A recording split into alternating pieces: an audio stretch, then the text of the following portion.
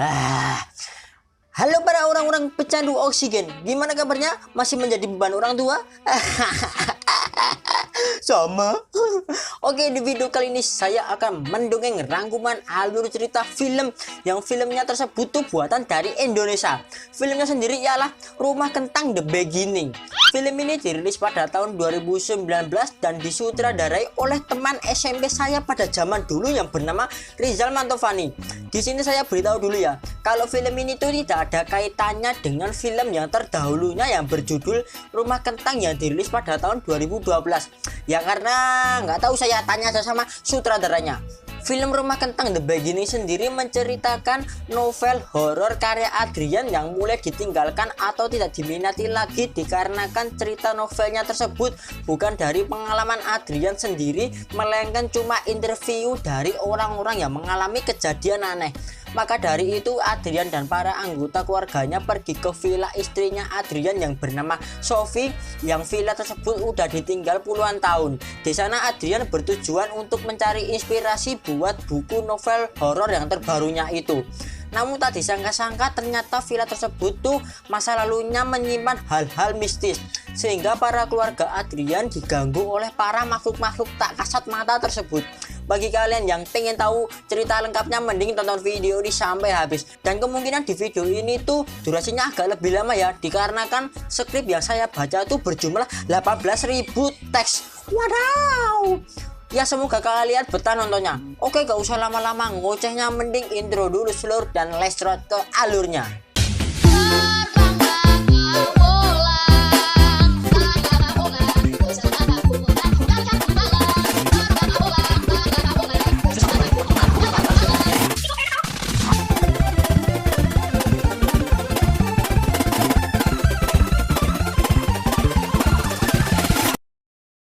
Cerita diawali dari kota Bandung, tepatnya pada tahun 1958. Saat malam hari kita diperlihatkan ada sepasang suami istri. Namun karena mereka berdua di filmnya tidak dijelaskan namanya, kita panggil aja Pak Kroto dan Bu Kroti.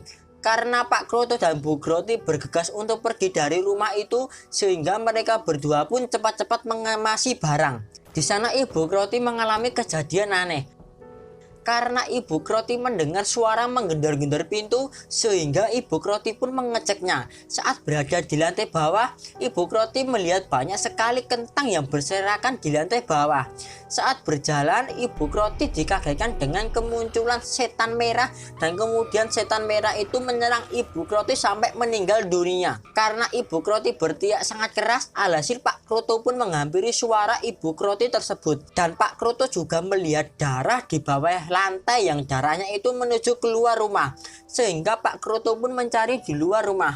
Saat sedang mencari, Pak Kroto mendengarkan sesuatu dan suaranya itu menuju ke gudang yang ada di dekat Pak Kroto. Karena itu pun Pak Kroto masuk ke dalam gudang itu. Saat Pak Kroto berada di dalam, ia dikagetkan dengan suara yang aneh dan tiba-tiba api yang menyala sendiri. Kemudian tiba-tiba muncul setan tadi yang munculnya itu dari kuali besar, dan setelah itu setan tersebut menyerang Pak Kroto dengan berjatuhnya kentang. Setelah itu intro. 20 tahun kemudian, di tempat kota Jakarta, tepatnya pada tahun 1983, kita diperlihatkan scene sepasang suami istri, seorang laki-laki yang bernama Adrian, sedangkan yang perempuan bernama Sophie. Mereka berdua sedang mempresentasikan dan menceritakan buku cerita horor yang dibuat oleh Adrian maupun Sophie.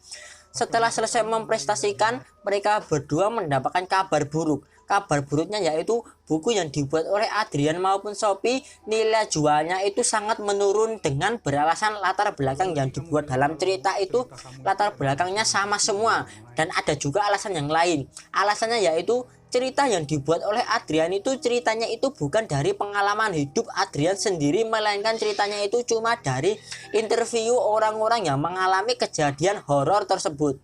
Dan Bapak Supri ini menginginkan Adrian membuat cerita horornya itu dari pengalaman hidup Adrian sendiri, biar feel dalam ceritanya itu bisa tajam. Saya mau kamu bikin dari pengalaman kamu sendiri, Adrian. Setelah itu mereka berdua membahas tentang mereka berdua akan pergi kemana untuk mendapatkan pengalaman horor alias mistis. Kemudian tiba-tiba kentang menggelinding membentur lemari sehingga membuat salah satu dari buku tersebut jatuh. Setelah itu Adrian pun mengecek buku itu dan ternyata buku itu berisi foto lama saat Sophie masih kecil.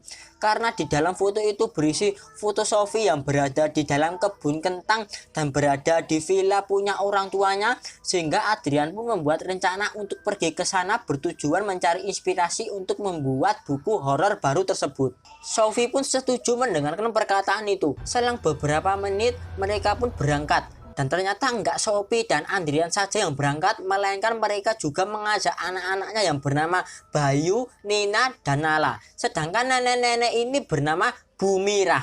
Oke, lanjut. Di tengah perjalanan mereka diberhentikan oleh seorang laki-laki penjual cindramata yang bernama Pak Dadang. Di sana Pak Dadang menawari jimat sebagai keselamatan kepada mereka berlima. Namun mereka berlima menolak jimat tersebut menggunakan bahasa yang halus. Setelah itu mereka pergi dan melanjutkan perjalanan. Sekian lama di perjalanan, akhirnya mereka sampai juga di villa tersebut. Di sana mereka disanjung oleh Ibu Darti. Ibu Darti ini dulunya pernah merawat Sophie pada waktu kecil, dan ternyata Ibu Darti tinggal di villa tersebut bertujuan untuk membersihkan villa itu agar tetap bersih dan rapi. Setelah itu mereka pun pergi ke kamarnya masing-masing. Saat Bayu sendiri, dan karena Bayu sendiri adalah anak IndiHome, sehingga Bayu pun merasakan ada hal yang aneh. Dan Bayu dikagetkan dengan kemunculan kentang yang bertulisan main yuk. Sehingga Bayu pun ketakutan dan pergi ke kamarnya kakaknya alias Nina. Namun saat Nina mengecek, tidak ada siapa-siapa di lorong tersebut. Setelah itu kita diperlihatkan scene wajah kedua orang tuanya Sophie. Oh ternyata orang tua Sophie itu ialah orang yang ada di scene pertama tadi. Jadi dari kesimpulan di sini, kalau kemungkinan Sophie dan keluarganya nanti akan mengalami kejadian aneh di rumah tersebut.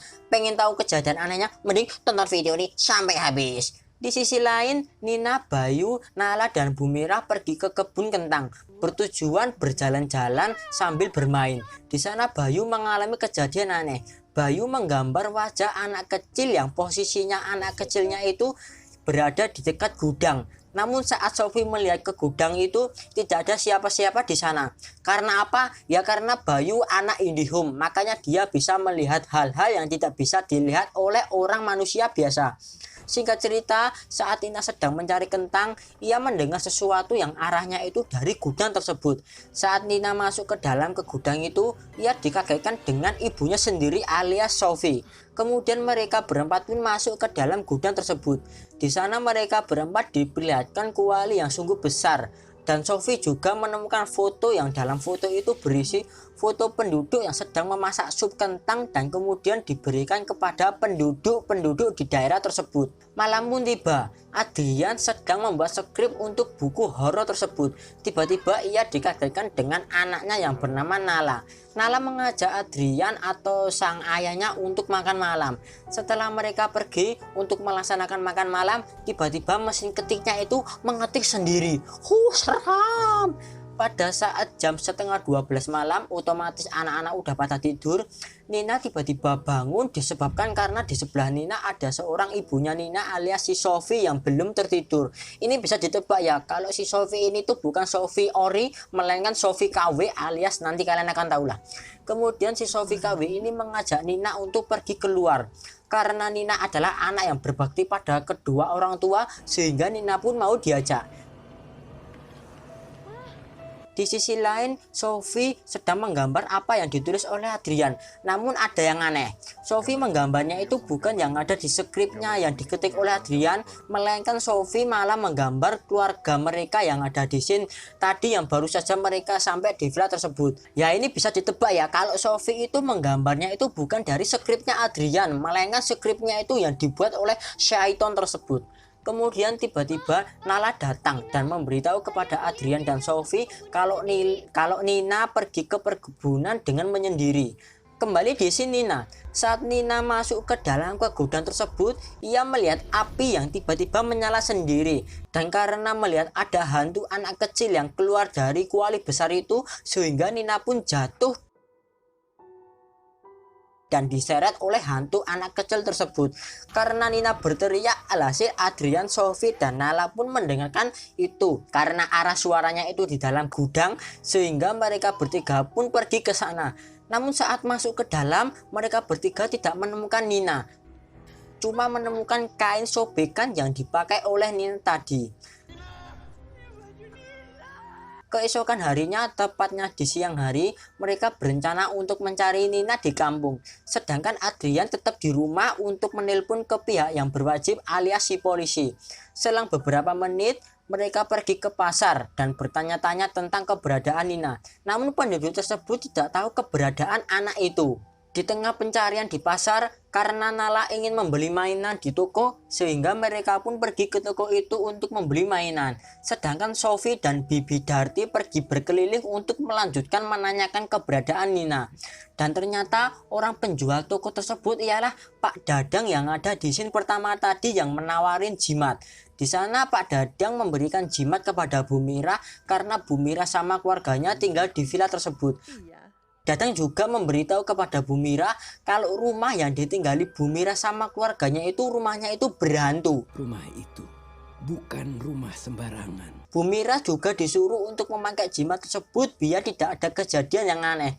Dan kalau Bu Mira dan keluarganya tidak memakai jimat tersebut, kemungkinan keluarganya akan hilang satu persatu. Bu Mira setelah mendengarkan perkataan itu, Bu Mira langsung shock. Saat malam hari, tiba-tiba Bayu bangun dikarenakan ada suara peluit yang barangnya tersebut dibeli oleh Bayu di toko Pak Dadang tadi.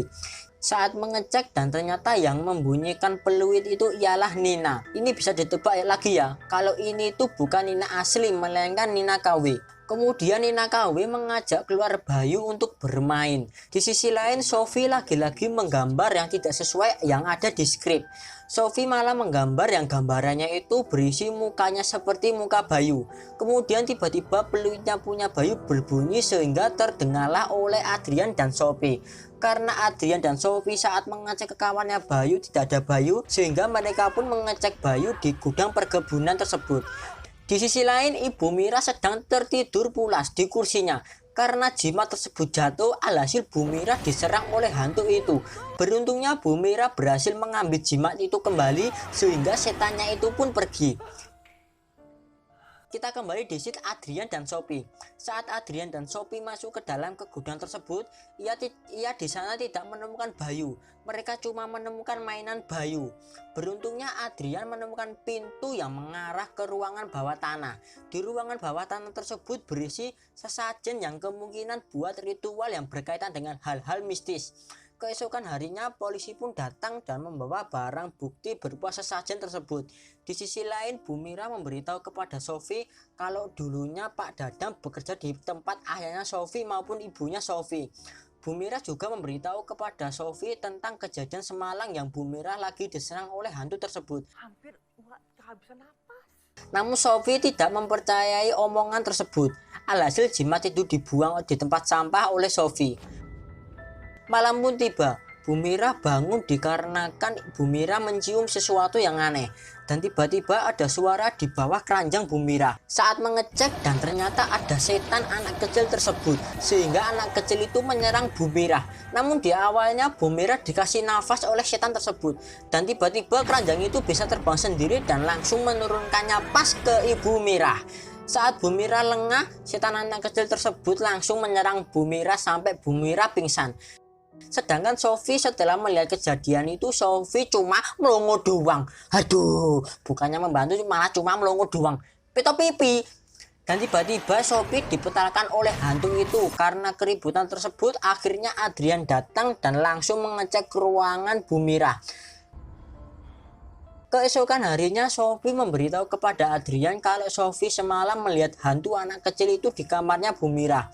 Setelah itu Bu Mira ingin menunjukkan sesuatu. Namun karena semalam Bu Mira diserang oleh hantu itu, sehingga Bu Mira tidak bisa bicara dan Bu Mira susah bergerak. Di sana Bu Mira menunjukkan sesuatunya itu mengarah ke buku. Dan buku tersebut ialah buku sketsanya milik Sophie. Namun saat Sophie ditanya tentang gambaran tersebut, Sophie menjawab kalau dia tidak ingat kapan dia menggambarnya. Jadi dari kesimpulan cerita di sini tuh kalau dari tadi Sophie menggambarnya itu tidak sadarkan diri. Makanya dari tadi gambarnya Sophie itu tidak sesuai dengan skrip yang dibuat oleh Adrian. Oke, lanjut. Di gambaran tersebut juga berisi gambarnya Nala yang lagi disekap oleh hantu itu. Dan kemungkinan Nala lah korban selanjutnya dari serangan hantu tersebut. Saat malam hari, Sophie mencari jimat itu di tempat sampah. Beruntungnya Sophie berhasil menemukan jimat itu kembali. Di sisi lain, Nala terbangun karena ada ketukan dari kamar Nala. Dan ternyata itu ialah Sophie versi KW. Kemudian Sophie mengajak Nala ke suatu tempat. Saat Nala mengikuti Sophie, tiba-tiba Sophie versi KW tersebut berubah menjadi hantu. Namun kali ini hantunya itu bukan hantu anak kecil itu. Nala pun tersorak kaget dan berteriak. Kemudian Nala dijatuhi kentang yang jumlahnya itu sungguh banyak. Karena Nala berteriak, alhasil Sophie dan Adrian pun menghampiri asal suara dari Nala tersebut. Namun di tempat tersebut mereka tidak menemukan Nala. Tapi beruntungnya mereka berdua menemukan pintu rahasia yang mengarahnya itu ke ruangan bawah tanah. Dan ternyata di dalam ruangan bawah tanah tersebut terdapat mayat-mayat yang sudah mati. Saat mereka berdua berjalan lebih dalam lagi, mereka berdua melihat Nala yang sedang diikat. Dan di dekatnya Nala ada setan yang mau memakan Nala. Kemudian tiba-tiba mayat-mayat itu bisa hidup sehingga menyerang Adrian maupun Sophie. Namun karena Sophie mempunyai jimat tersebut, alhasil para mayat-mayat tersebut kembali mati. Adrian dan Sophie juga berhasil menyelamatkan Nala dari sosok yang mau memakan Nala tersebut.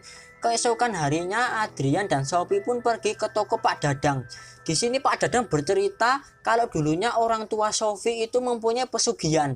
Dikarenakan pada zaman dulu orang tuanya Sophie itu hidupnya susah dan sering gagal panen. Maka dari itu orang tuanya Sophie ingin cepat kaya dengan cara syirik alias cara pesugihan.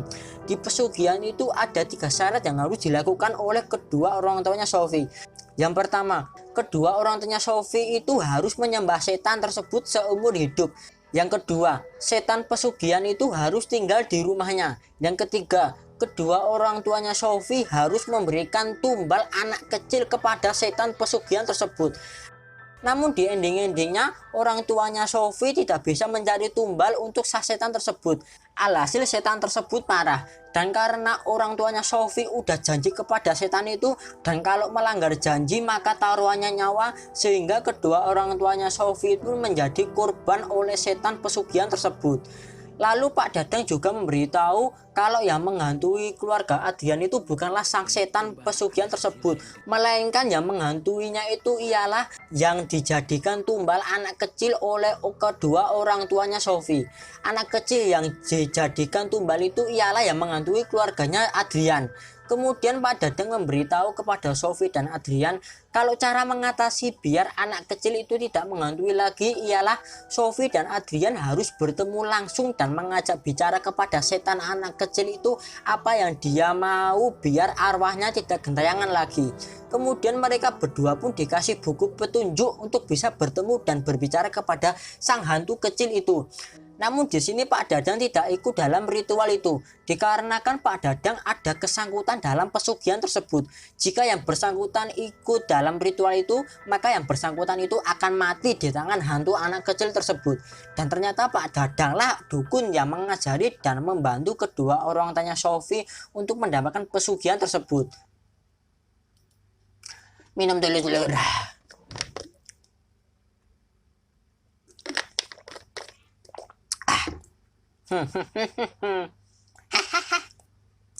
Malam pun tiba, Adrian dan Sophie pun melaksanakan ritual tersebut. Dan ternyata cara untuk mengembalikan Nina dan Bayu, Sophie dan Adrian harus membalaskan dendam bocah hantu tersebut. Mereka harus membalas dendamkan kepada yang numbalin bocah itu alias sang ibu dari bocah tersebut. Setelah itu Sophie berbicara empat mata kepada Bu Mirah. Di sana Sophie bertanya kepada Bu Mirah sebenarnya apa yang terjadi. Kemudian Sophie disuruh oleh Bu Mirah untuk memasukkan jimat itu ke mulutnya Bu Mirah. Dan ternyata setelah jimat itu ditelan oleh Bu Mira, tiba-tiba keluar kentang yang ada di mulut Bu Mira. Alhasil Bu Mira pun sehat walafiat. Setelah itu Bu Mira bercerita kalau dulu Pak Dadang pernah bercerita kepada Bu Mira kalau ibu dari anak tersebut bisa terhindar dari serangan anak hantu tersebut dikarenakan ibu itu memakai ritual setiap seminggu sekali bertujuan biar anak hantu itu buta penglihatannya kepada ibunya sendiri. Dan cara biar hantu itu biar tidak buta lagi kepada ibunya sendiri, seseorang harus menghancurkan sesajen yang dibuat oleh ibu dari anak setan tersebut. Setelah Sophie mendengarkan perkataan itu, Sophie pun teringat pernah melihat sesajen di gudang tersebut. Setelah itu Sophie mengajak Bu Mira untuk pergi ke gudang itu. Di sisi lain Sophie KW menemui Adrian dan Nala.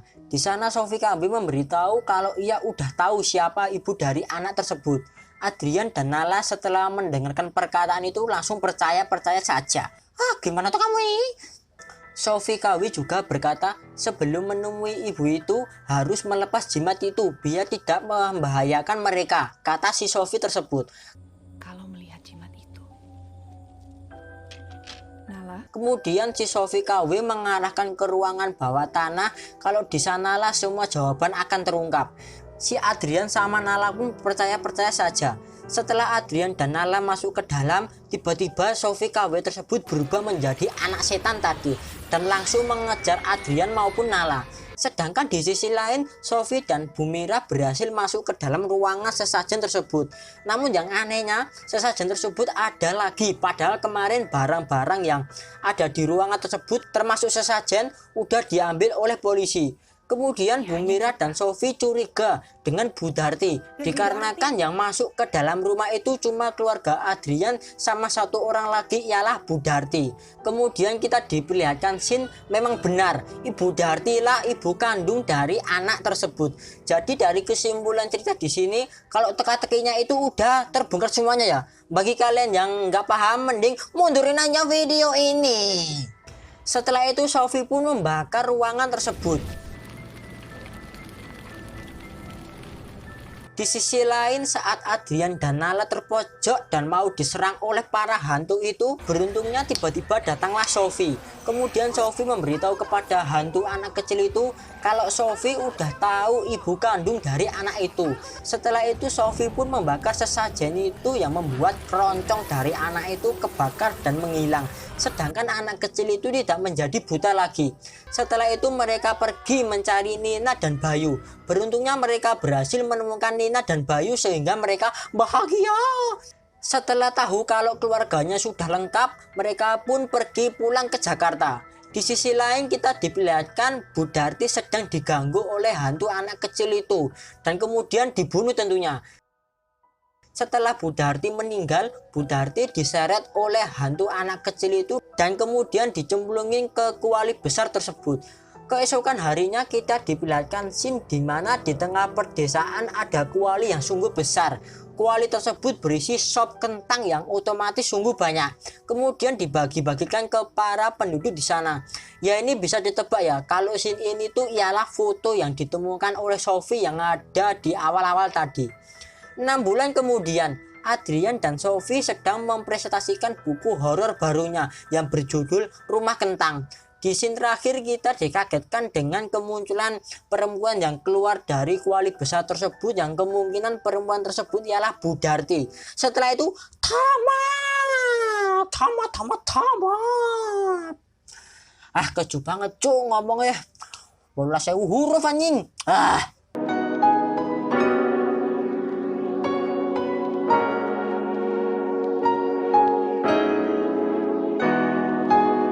Ya itu saja rangkuman alur cerita film berjudul Rumah Kentang The Beginning. Aneh pertama kali menonton film ini tuh gampang lah menebaknya.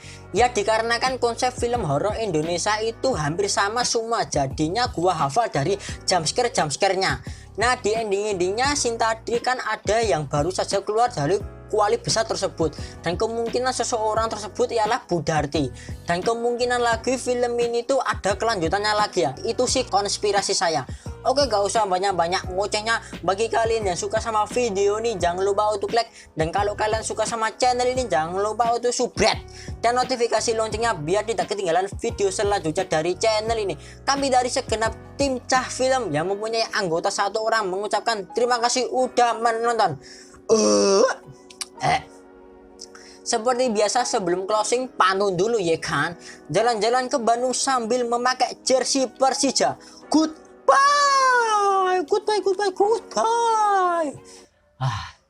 Capek anjing. Capek anjing berbicara 29 menit. Bayangkan woi. Keju anjing. Oke, goodbye.